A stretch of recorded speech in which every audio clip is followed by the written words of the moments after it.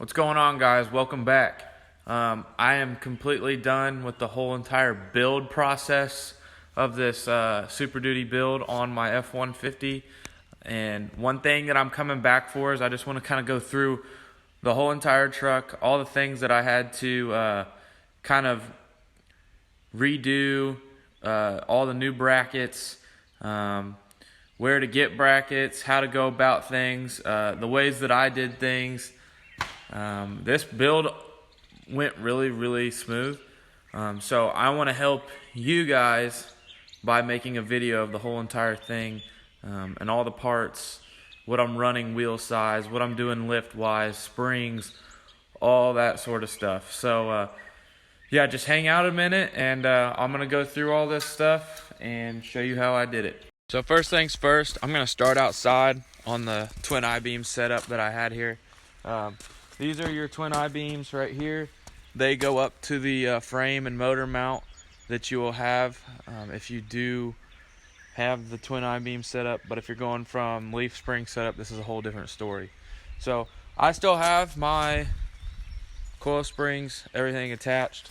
But this right here, this is the drop bracket that was on the lift kit that I put on it from the rough country build, or whatever you want to call it. So I took that whole kit off. The new drop brackets that I have now are off of a SuperDuty. They're right here. I got these off of Jonathan Wishman. He had done a SuperDuty build and then went with a whole bunch of different parts and stuff. So we made a deal and he sent me out some of his parts from his SuperDuty build. So one thing that I really want to do is get like very up close and personal in this build, because I want to show you guys what I did and things you need to watch out for. So back to this drop bracket. I have an 08 SuperDuty drop bracket. It's obviously seen some years, but so has my frame. So the frame and the drop bracket match. What I did is I bolted it up here, okay? Put a bolt here, put a bolt here, and put a bolt here. I didn't really see a reason to put 1,000 freaking bolts in this thing, so I did not do that. One thing that you got to watch out for when you throw this stock SuperDuty bracket in is you're going to have your transmission whatever you want to call it, the cross member that holds up your transmission or supports it. So you have bolts that drop down and they kind of get in the way whenever it comes to putting in this drop bracket. But if you measure it up right, you can get the holes exactly right, and it actually can help you center this bracket in. So here's the cross member right here. I know I got a wiring liquidy mess. I get it. I don't want to hear about it. But anyway, here's this cross member right here, okay? And then it's got like bolts. It's got a bolt that drops down right in here, and you can see it right there. So what I did is it already had a nut on it and everything. I just lined this up, okay, and then threw this bracket in. But since I got this bracket from Jonathan, Jonathan had already put the hole in there for it. So he made my job easy and stuck that in there.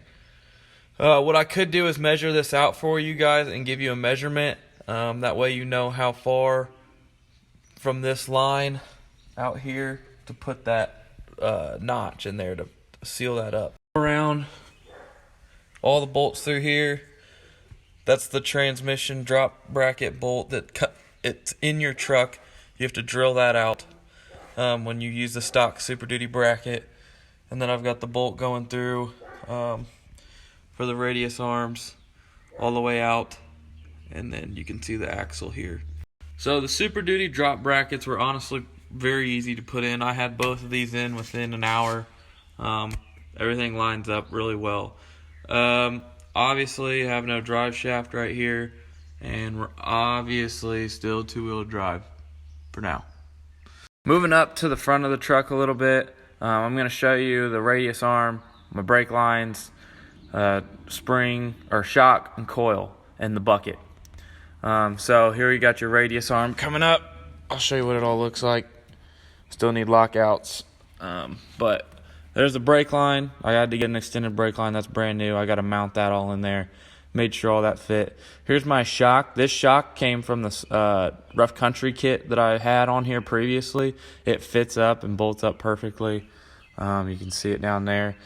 I got an F-350 spring on here for now. I got this thing for pretty much free, so it's in here for now. We'll see what we want to do with it. I'm probably going to go after a really nice spring here soon, but now's not the time. And then I have the OEM coil bucket from Jonathan that he put in the kit with the radius brackets. So the best way to go about bolting all this up is you're going to have, let me move this wire out of the way here. Get that out of the way. So you've got this bracket right here, your cab mount, and then you've got your coil bucket. So the length from here to here needs to be 13.5 inches. Okay. So best thing to do is go down here, because you're going to have to shave these rivets off with a grinder. Go down there, grind those off, see how close you are. Put a bolt in there, tighten it up, and see how close this is. I'm like 13 3/4. So I was cool with that because I want that slight angle on my coil spring going down. That way I can have some room to lift up and down. But as soon as I found that length that I wanted, my stock hole down here, I'll show you that where this is at, that lined up perfectly. So I just zipped that right up and then measured it all out, and it worked just perfectly fine. Then what I did is I drilled a hole down here first. I put that bolt in, and I didn't drill any of these other ones, and I tightened this all the way up. And then that helped me get a good measurement on where the rest of these holes needed to be. So that worked out great. I would recommend drilling here first and then tightening up, or use that old rivet hole that you grinded out, put a bolt in there, tighten it up, measure, and see where you're at. Because you may not need to do anything too crazy. I need to paint in here. Leave me alone. But yeah, that's what's going on in there. It's really simple. Not a whole lot going on. Just remember to not pay attention to that distance right there.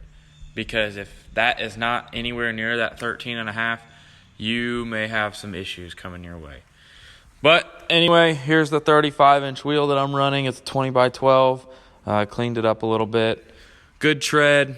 We're going to get a lift on it a little bit because I feel like that's going to be a little close. It clears right now, but I have a feeling if I were to hit a bump or anything, I'm going to dig into that front bumper. So we're going to go up a little more with the lift, and I think that'll clear it just fine. So everything looks pretty good up here. We're all squared away. Just need to put some paint down on it. Moving to the front of the truck, I've got a whole lot going on up here. This is obviously still really dirty from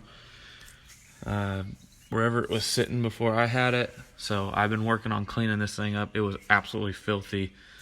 I was honestly kind of scared to see how the axle would move just because it had been sitting for so long. But everything looks good so far. I've got wiring everywhere from rock lights because I was pulling them all out while I was doing this build. So they are hanging, but they are going to get pulled. I've got this whole thing lined out. There's going to be some changes here. So I have my old pitman arm here. See, this is not zoomed in all the way in. See that space? I just used that so I could move the truck around a little bit. I need to ream this pitman arm out a little bit. So I'm still using this F-150 drop pitman arm, and I'm reamed that out, and I still need to take this out and ream it out again. The main focus I really want to hit really hard is this track bracket right here. This track bracket was a lifesaver. It was made by Joel from blowingdiesel.com. You can get these from him, and he'll sell them to you for $100 cheaper than anywhere else. Not only that, but they're built really well, and they're adjustable. So you don't need to buy an adjustable track bracket right here, or track bar. You get these shims, and you see how they're all, not all of them are different, but they're the same. So I got two here that are the same, two here that are the same. That's because if you look here, you can set this over here to offset the whole entire axle this way. If you have too much and you need to go this way, and you just throw the bracket in here, line it up, pull the axle over, boom, you've lined your truck up. Here it is from another angle. You can see it, and he has it shaped to fit your frame, which is very important, and it looks awesome. He did a really good job with making these. It fits in here just right. Now, the one thing you're going to have to do if you buy OEM buckets is you're going to have to grind out a little section around that track bracket. And you're going to have to grind that around that track bracket no matter what you do. So if you were to get that track bracket anywhere else, you're still going to have to, or buckets or the track bracket, you're still going to have to grind that out. So just be aware of that if you do get the OEM buckets. Now, if you get like an RYD bucket, I don't think you would have to do that. But I just want you to be aware that you would have to grind around that track bracket. Overall, that's really all there is to it. So if you have any questions, like get on my Instagram, send me a DM.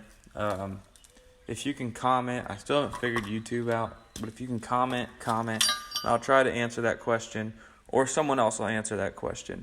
But what I really want you guys to do is go help out my buddy Joel at blowindiesel.com. He's a small business right now, but he makes great parts. He makes more than just that track bracket. He makes bumper kits. He makes door shims, I believe. Just go check out his store. He's got it coming, and he's about to make a kit for the whole entire truck when it comes to radius brackets and when it comes to coil buckets.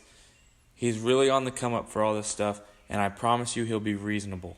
Once the truck is fully finished, I get the lift kit on and lift the back. I will reveal what it actually looks like, but for now, you're just going to see glimpses, little short snippets of what it actually looks like. So I hope you enjoyed what you saw. Once again, thanks for tuning in, and I'll see you next time.